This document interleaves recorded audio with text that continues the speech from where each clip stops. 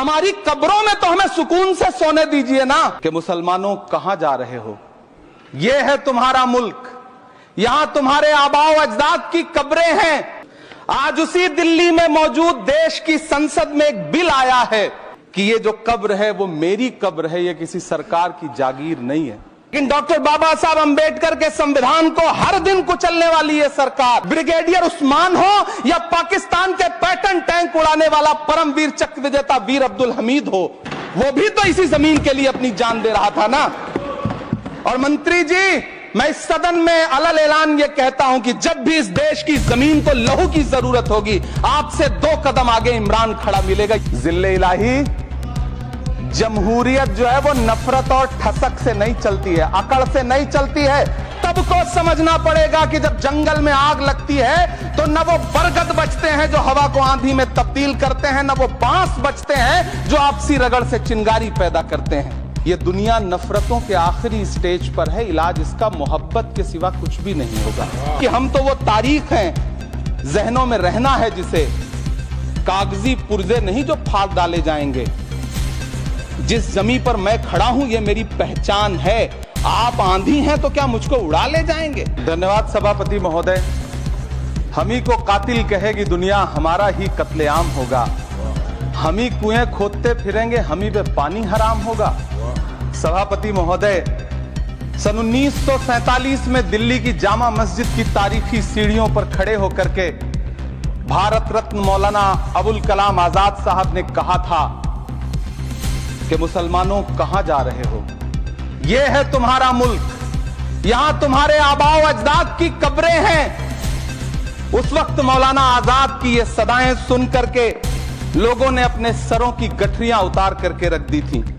आज उसी दिल्ली में मौजूद देश की संसद में एक बिल आया है जो हमसे उसी जामा मस्जिद की सीढ़ियों के सबूत मांगेगा, जो उन्हीं सीढ़ियों के पास अपनी कब्र में सोए हुए मौलाना आजाद को फिर से कब्र से सदा देनी पड़ेगी कि ये जो कब्र है वो मेरी कब्र है, ये किसी सरकार की जागीर नहीं है। सभापति महोदय, मैं जहां खड़ा हूं इसी संसद भवन के सामने सड़क के उस पार अपनी कब्र में सोए हुए भारत के पूर्व राष्ट्रपति फखरुद्दीन अली अहमद की कब्र है। शायद अब उस कब्र से भी सदाएं आए कि ये कब्र मेरी कब्र है, ये सरकार की जागीर नहीं है। सभापति महोदय, मैं वक्फ कानूनों में किए जा रहे संविधान विरोधी बदलावों के खिलाफ बोलने के लिए खड़ा हुआ हूं। संविधान का आर्टिकल 14 हो, 29 हो, 30 हो, चीख चीख कर कहता है कि देश में सब बराबर के हकदार। आर्टिकल 26 कहता है कि सबको अपने अपने मजहबी कामों के लिए मंदिर, मस्जिद, गिरजाघर, गुरुद्वारों का निर्माण करने का हक है और उसका रखरखाव का भी हक है। लेकिन डॉक्टर बाबा साहब अंबेडकर के संविधान को हर दिन कुचलने वाली ये सरकार देश के मुसलमानों से नफरत में इतनी अंधी हो गई है कि खुलेआम देश की संसद में देश सरकार के माइनॉरिटी मिनिस्टर साहब और होम मिनिस्टर साहब झूठ बोलते हैं और देश को गुमराह करते हैं, झूठ शब्द असत्य बोलते हैं। सरकार ने इस बिल का नाम उम्मीद रखा है। मंत्री जी, कल से इसे देश के मुसलमानों के लिए नई उम्मीद बता रहे हैं। नहीं मंत्री जी, न तो ये बिल मुसलमानों के लिए नई उम्मीद है और न ही उम्मीद की नई किरण। सभापति महोदय, भाजपा ने पूरे देश में वक्फ के नाम पर कई सारे झूठ फैलाए हैं। आइए आज उनकी सच्चाई पर बात करते हैं। वक्फ ट्रिब्यूनल को ऐसे बताया जाता है जैसे वक्फ ट्रिब्यूनल कोई मजहबी खाप पंचायत हो। सभापति महोदय, जबकि सच्चाई यह है कि वक्फ ट्रिब्यूनल भी तो सरकारी न्यायिक विभाग है जिसमें सरकार द्वारा नियुक्त जज होते हैं, जिसमें प्रशासनिक अधिकारी होते हैं, कहीं ऊपर से थोड़ी आ गए। सभापति महोदय, देश के गृह मंत्री जी ने इसी सदन में कहा कि वक्फ ट्रिब्यूनल के फैसले के खिलाफ कोई कोर्ट नहीं जा सकता, जबकि सच यह है कि वक्फ एक्ट 1995 की धारा 83(9) के तहत हाई कोर्ट वक्फ ट्रिब्यूनल के फैसले की न सिर्फ समीक्षा कर सकता है बल्कि उसे बदल भी सकता है। सच तो यह है कि वक्फ बोर्ड खुद अपनी जमीनों के लिए कई सारी कोर्ट में मुकदमे लड़ रहा है। सभापति महोदय, दिल्ली की जिन 123 संपत्तियों को लेकर कल माइनॉरिटी मिनिस्टर, होम मिनिस्टर साहब और अभी आदरणीय नेता सदन बात कर रहे थे, आइए उनकी सच्चाइयों पे भी बात करते हैं। 1911 में जब अंग्रेजी हुकूमत ने कोलकाता के बजाय दिल्ली को राजधानी बनाने का फैसला किया, तो रायसीना हिल्स के चारों तरफ जो मुसलमानों की ढेर सारी जमीनें थी उनको एक्वायर किया गया और लुटियन को इसकी तामीर की जिम्मेदारी सौंपी गई। सेंट्रल विस्टा की तरह लुटियन जोन का मेगा प्लान तैयार हुआ, लेकिन उस वक्त के मुसलमानों ने उस वक्त की अंग्रेजी हुकूमत से अपनी इबादत गाहों को बचाने के लिए लड़ाई लड़ी। मामला ब्रिटिश गवर्नमेंट तक पहुंचा। तब यह तय हुआ कि वो जो धार्मिक स्थल हैं उन्हें जस का तस रहने दिया जाएगा। इंडिया गेट के बगल वाली मस्जिद हो, जाप्तागंज, सुनहरी बाग मस्जिद हो, पार्लियामेंट रोड वाली मस्जिद हो, ऐसी 123 संपत्तियों के मैनेजमेंट के लिए 1913 में मुसलमान वक्फ वैलिडेशन एक्ट बना और उसके बाद एक नया शहर बसाया गया जिसे लुटियंस जोन का नाम दिया गया। फिर 1943-45 के बीच एक और समझौता हुआ आजादी से पहले, उसके तहत काफी सारी वक्फ जायदादों को सुन्नी मजलिस औकाफ बनाकर उसके अंडर किया गया ताकि उसकी देखरेख की जा सके। गृह मंत्री जी 2 दिन से सदन में जो बात कह रहे हैं वो दरअसल 123 संपत्तियां उसी सुन्नी मजलिस औकाफ के तहत आती। सभापति महोदय, आजाद भारत आजाद हुआ। आजादी के बाद भारत में 1954 में वक्फ एक्ट लागू हुआ, जिसकी धारा 9 के तहत 1964 में केंद्रीय वक्फ काउंसिल का गठन हुआ। दिल्ली की वही 123 प्रॉपर्टीज को 1970 में सर्वे गजट करके गजट नोटिफाई किया गया। इसके निपटारे के लिए पूर्व प्रधानमंत्री इंदिरा जी के द्वारा 1974 में एक बर्नी कमेटी बनाई गई। बर्नी कमेटी ने 1976 में इन 123 संपत्तियों को दिल्ली वक्फ बोर्ड की संपत्ति होने की रिपोर्ट सौंपी। उस रिपोर्ट के आधार पर 1984 में कांग्रेस सरकार ने उन 123 प्रॉपर्टीज को दिल्ली वक्फ बोर्ड को सौंपने का फैसला किया, जिसके खिलाफ विश्व हिंदू परिषद कोर्ट गई। मामला 2011 तक पेंडिंग रहा। फिर 2011 में कोर्ट ने सरकार को आदेशित किया कि इसका निपटारा करो। तब 2013 में तत्कालीन यूपीए सरकार ने दिल्ली की उन्हीं 123 जायदादों को बर्नी कमेटी की सिफारिशों के मुताबिक वक्फ बोर्ड के हवाले किया। यही वो प्रॉपर्टीज हैं जिनके नाम से गृहमंत्री जी कल से कांग्रेस को कोस रहे हैं। फिर आई 2014 में भाजपा की सरकार, जो तब से इन जमीनों को हड़पने की साजिश कर रही है।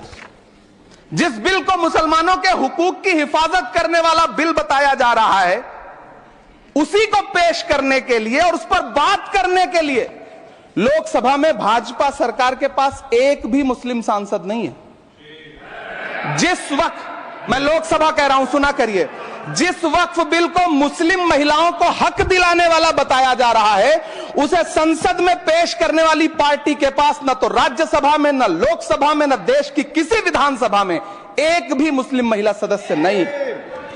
कल किरण रिजिजू जी कह रहे थे कि रेलवे की जमीनें देश की जमीनें हैं, डिफेंस की जमीनें देश की जमीनें हैं। हां मंत्री जी, हैं, बिल्कुल हैं। ये जो वक्फ की जमीनें हैं, ये हमारे पुरखों ने धार्मिक कामों के लिए डोनेट किया है, तो हम भी तो इसी देश के नागरिक हैं, हम भी तो इसी देश के बेटे हैं, तो वक्फ की जमीनें भी तो इसी देश की जमीनें हैं। उनको पराया क्यों बोलते हैं आप? सभापति महोदय, अशफाकुल्लाह खान जब फैजाबाद की जेल में फांसी के फंदे पर झूल रहे थे, तो इसी देश की जमीन के लिए झूल रहे थे ना। सभापति महोदय, अंडमान की जेल में काला पानी की सजा काटकर अपनी जान देने वाले मौलाना फजले हक खैराबादी हो या शेर खान अफरीदी हो, वो भी तो इसी जमीन के लिए अपनी जान दे रहे थे ना। सभापति महोदय, पाकिस्तान के खिलाफ लड़ते हुए अपनी जान देने वाले महावीर चक्र विजेता ब्रिगेडियर उस्मान हो या पाकिस्तान के पैटर्न टैंक उड़ाने वाला परमवीर चक्र विजेता वीर अब्दुल हमीद हो, वो भी तो इसी जमीन के लिए अपनी जान दे रहा था ना। और मंत्री जी, मैं इस सदन में अलल ऐलान ये कहता हूं कि जब भी इस देश की जमीन को लहू की जरूरत होगी, आपसे 2 कदम आगे इमरान खड़ा मिलेगा। ये मैं आपसे यकीन दिलाते हुए कह रहा हूं। सभापति महोदय, मैं सरकार से कहना चाहता हूं, हमसे हमारी इबादत गाहें तो मत छीनिए ना, हमारे घरों पे बुलडोजर तो मत चलाइए ना, हमारी कब्रों में तो हमें सुकून से सोने दीजिए ना। सभापति महोदय, माइनॉरिटी मिनिस्ट्री का बजट कट करके, मुस्लिम बच्चों की स्कॉलरशिप बंद करके अब सरकार कह रही है कि हम वक्फ की आमदनी से गरीब मुसलमानों का भला करेंगे। गुजरात की बेटी बिल्किस के बलात्कारियों की रिहाई के बाद उन्हें माला पहनाने वाली लोगों के नेता ये कह रहे हैं कि यह बिल मुस्लिम महिलाओं को उनका हक दिलाएगा। धन्यवाद मोदी जी, क्या बढ़िया सौगातें मोदी दे रहे हैं आप। पहले हमें गुजराते मोदी दिया, आप सौगातें मोदी दे रहे हैं।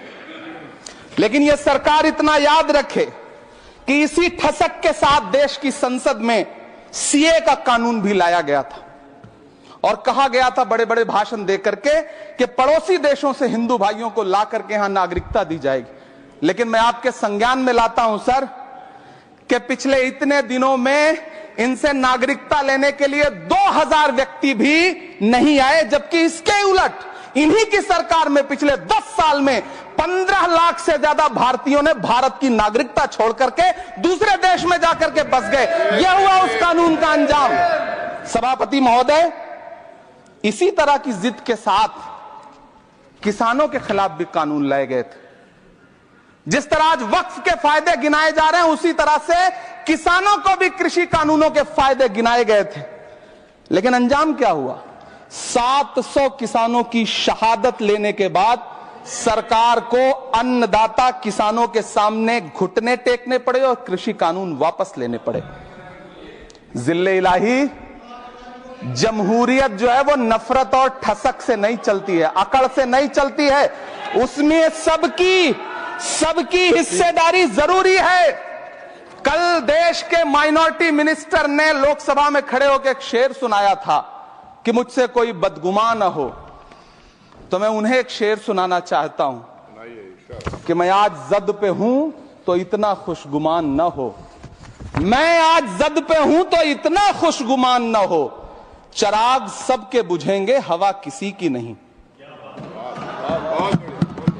नीतीश कुमार जी हो, चंद्रबाबू नायडू जी हो, चिराग पासवान जी हो, जयंत चौधरी जी हो, देवे गौड़ा जी हो, जीतन राम मांझी जी हो, सबको समझना पड़ेगा कि जब जंगल में आग लगती है तो न वो बरगद बचते हैं जो हवा को आंधी में तब्दील करते हैं, न वो बांस बचते हैं जो आपसी रगड़ से चिंगारी पैदा करते हैं। सभापति महोदय, जब देश को मनमोहन सिंह साहब जैसा काबिल प्रधानमंत्री मिलता है तो देश को आरटीआई जैसा एक्ट मिलता है, सेज जैसा एक्ट मिलता है, मनरेगा जैसा एक्ट मिलता है, लिबरलाइजेशन मिलता है, राइट टू एजुकेशन मिलता है, नेशनल फूड सिक्योरिटी एक्ट मिलता है। लेकिन जब देश को सौगातें मोदी मिलती है तो क्या मिलता है? सीए मिलता है, फॉर्म्स लॉ मिलता है, आर्टिकल 370 मिलता है, इलेक्टोरल बॉन्ड जैसा एक्ट मिलता है और वक्फ अमेंडमेंट एक्ट जैसे बिल देश को मिलते हैं। मुझे तो अपने हमवतन भाइयों से पूछना है कि आपको अपने बच्चों की तरक्की, खुशहाली और नौकरी की दरकार है या फिर मुसलमानों की दान की गई जमीनों को लूटकर धन्ना सेठों को देने की साजिश करने वाले कानून की? सभापति महोदय, यह सरकार रात के 3 बजे तक पूरे देश को जगा करके संसद में अपने ही नागरिकों को नीचा दिखाने के लिए वक्फ बिल ला रही थी, तो उधर रात के 1:30 बजे अमेरिका हम पर 26% टैरिफ लगा रहा था। सरकार की प्राथमिकताएं देश को पता।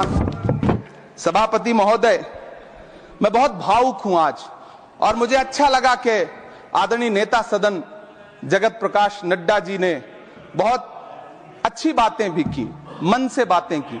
क्योंकि उनके नाम में प्रकाश जुड़ा है तो मैं उनमें हमेशा एक रोशनी की किरण देखता हूं।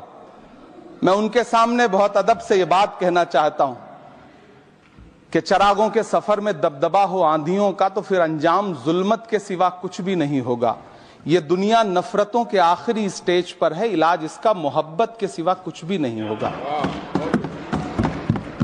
मैं भावुक हूं, मेरी पलकें गीली हैं। अगर देश की एक बहुत बड़ी आबादी को लगता है कि आप उसका भला करने के लिए नहीं बल्कि उनकी इबादत गाहों, उनकी कब्रिस्तानों, उनकी खानकाहों को बर्बाद करने का बिल ला रहे हैं, तो फिर आप अगर समझाने में नाकामयाब रहे हैं तो यह आपकी नाकामयाबी है। पहले समझाइए, उसके बाद कोई बिल लेकर के आइए, तब शायद हम आपका इतनी पुरजोर तरीके से विरोध ना करें। लेकिन सभापति महोदय, मैं अंत में सिर्फ इतना कहना चाहता हूं कि इस बिल में जो भी पॉइंट्स दिए गए हैं, बॉम्सी पोर्टल देख लीजिए, सरकार का झूठ आपको पकड़ में आ जाएगा। हम डरे नहीं हैं, हम सिर्फ सरकार से अपील कर रहे हैं कि हमें अपना समझिए।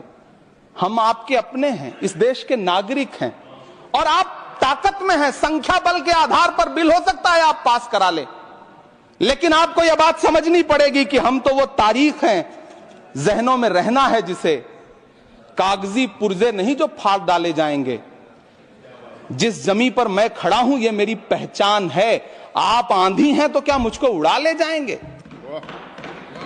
आपको यह बात समझनी पड़ेगी। आपको अगर इतना विपक्ष की तरफ से पहले जेपीसी में इतने सारे पॉइंट्स आए और उसके बाद कल से लोकसभा में और राज्यसभा में सुझाव आप सुनने को तैयार नहीं है, लोगों की शंका को दूर करने के बारे में आप बिल्कुल सोच नहीं रहे, बस आप कह रहे हैं यह बिल उम्मीद की नई किरण है। नहीं साहब, इसे भले किरण जी लेके आए हैं, लेकिन ये उम्मीद की नहीं बल्कि नाउम्मीदी की किरण है। और इस देश की एक बहुत बड़ी आबादी इस बात से खदशे में है, शक में है कि आप सीधे उनकी जमीनों को लूट करके धन्ना सेठों को बेचना चाहते हैं। मेरी अब भी आपसे अपील है कि इस बिल को वापस लीजिए। यह बिल कहीं से आपके अपने नागरिकों के लिए अच्छा नहीं है। यह बिल सिर्फ इस देश के मुसलमानों को नीचा दिखाने का और अपने एक ऐसे मतदाता वर्ग को खुश करने का बिल है जिनको इस बिल के पास हो जाने से कुछ मिलेगा भी नहीं। लेकिन आप एक नैरेटिव देना चाहते हैं, एक मैसेज देना चाहते हैं। मेरी आपसे अपील है कि कृपया ये जो सबका साथ सबका विकास का नारा है, इस नारे को रत्ती भर तो चरित्रार्थ कर दीजिए। बहुत बहुत धन्यवाद।